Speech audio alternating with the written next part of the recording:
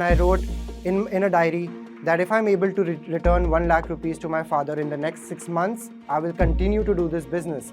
But if I'm not able to return the 1 lakh rupees, I will shut this business and go and study MBA. There were things that were supposed to be filed and they were not filed. And if I tell you the amount, it was close to 60 lakh rupees.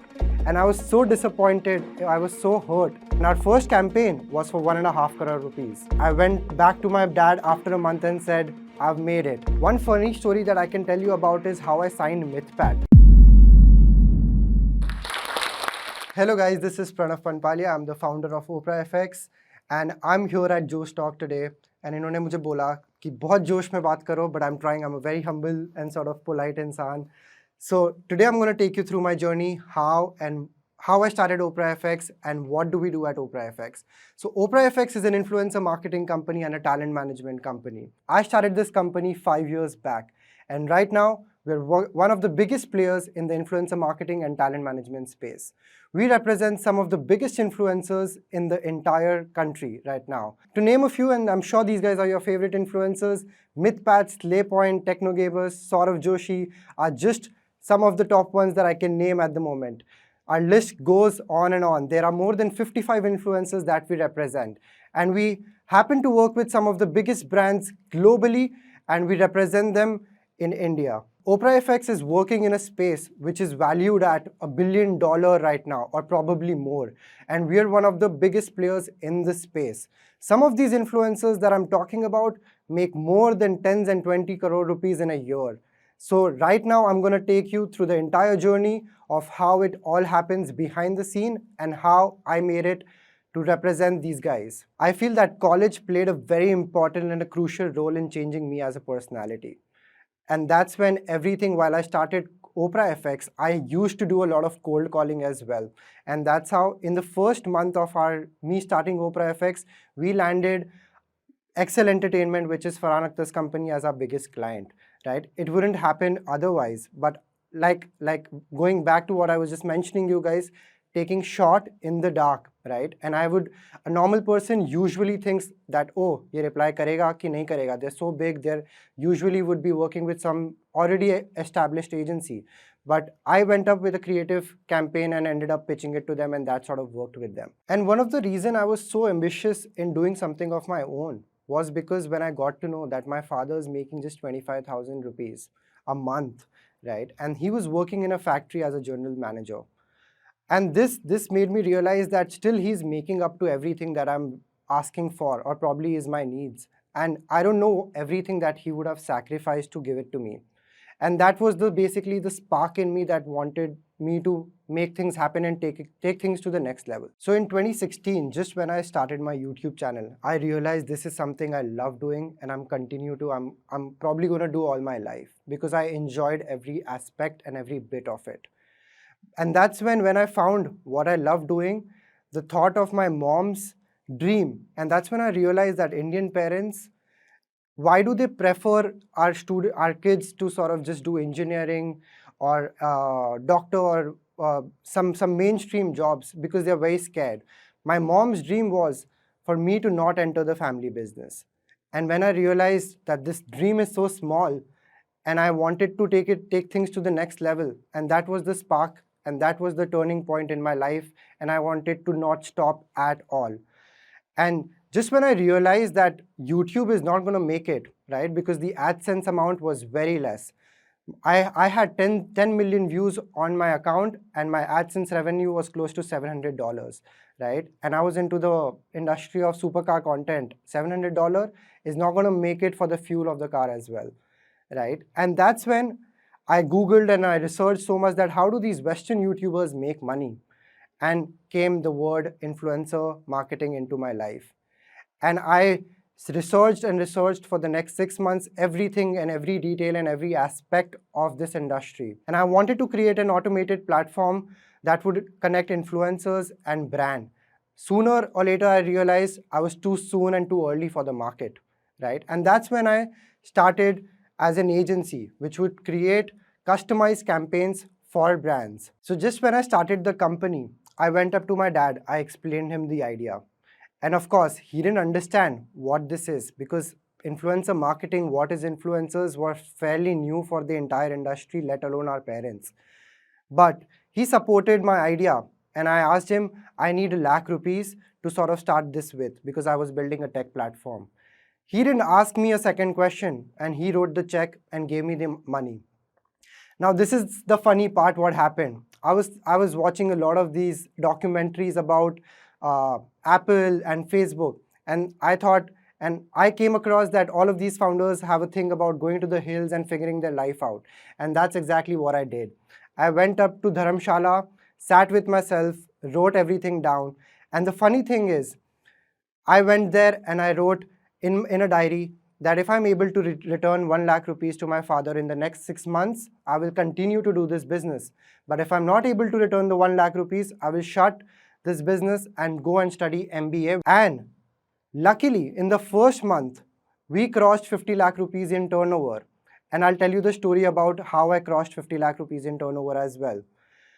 I went up through my cars. Now, here's the funny thing, how life comes around, right?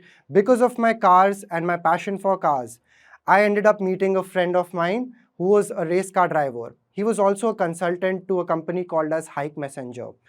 He believed in what I was doing. He understood that I have a vision about influencer marketing. He set up a meeting with the founders of the company. And I was a 22-year-old kid who didn't know how to run a meeting or how to present myself in a meeting. I went there. It was a lunch at Defense Colony. I went there. They ordered food and they asked me, what vision do you have for our company and what plans do you have for our company? And they said, you can be very honest. And that's when I didn't realize that when someone says you have to be honest, you really do not have to be really honest. And I went ahead and said everything bad that I felt about their company, right? And later I realized that, oh my God, what have I done, right? I've lost such a big opportunity. But the guys at Hike were really cool. They called me back and they had a retainer with some, I can't name the company, but a global company was taking care of their marketing campaign. And I was just a single person team. I just didn't have any person on my team as well. And they called me later in the night and said, Pranav, we love what you had to speak. You were very honest. They respected my honesty. And they signed a 2-year retainer contract with me. And our first campaign was for ₹1.5 crore. And that was amazing, right? To which I went back to my dad after a month and said, I've made it. And that's what it felt like in that particular moment, that I've made it. But later, I didn't realize that this is just the start, right? And my goals and ambitions are just going to be larger than life. And today, here I am at Josh Talks. Whatever we have built as of now has purely been because of the relationships that we have had early on with the select few creators that we worked with. Later on, we realized that people have been talking about us. They have been appreciating our work. I started receiving a lot of queries from other content creators. One funny story that I can tell you about is how I signed MythPat, right? And I reached out to him. A mutual friend introduced me to MythPat, saying that, hey, this is an upcoming gaming creator and you should look at him. And at that point of time, I was going through a very tough phase between another company that I had started with a person, right? And that fell off. And I didn't know what to do and should I be pursuing talent management in the future or not.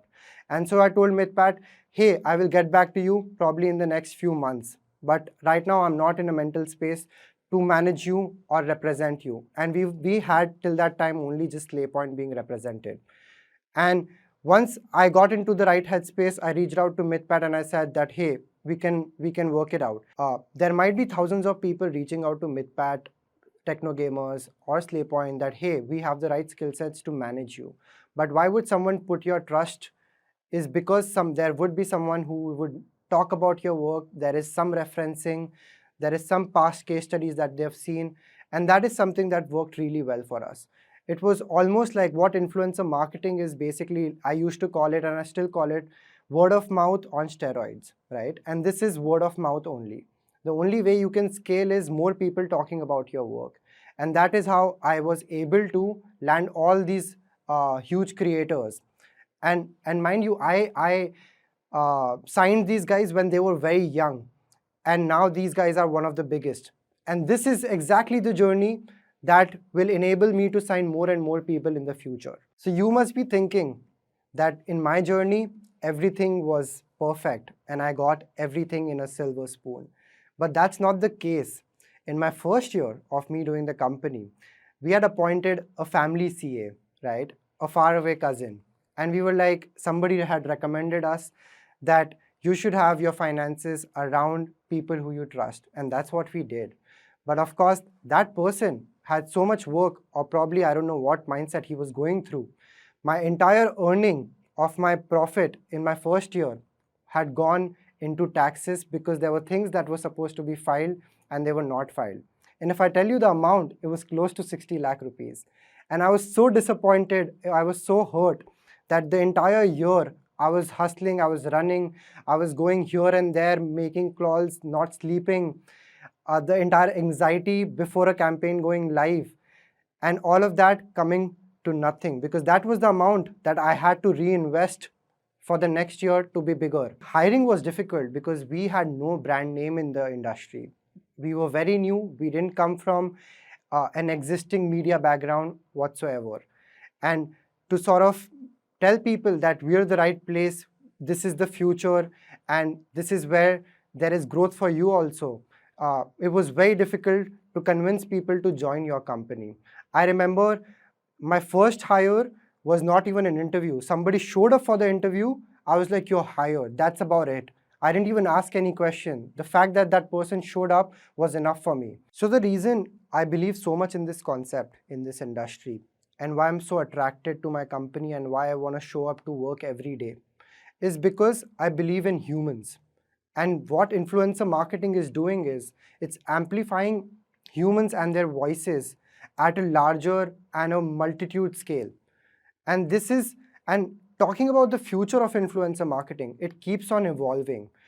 When we started as a tech company, and then we moved into talent management. Then we realized there's so much scope in gaming, and then we moved into gaming. Now we're realizing there's so much potential in short form content, and now we're focusing our agenda towards short form content. And the future will be so much about virtual influencers. There will be so much metaverse influencers. We are going to be immersive, and everything would be 3D and virtual, and there would be influencers within that world that we're going to create through these social media platforms and this technology. So the future is always going to be bright because at the end of the day, it is going to be very human and very personal. The platforms might change, the ways of marketing would change, but at the end of the day, we as humans believe in people, not advertisements, not ads, not something that is written and creative. Of course, that adds and that takes away your attention.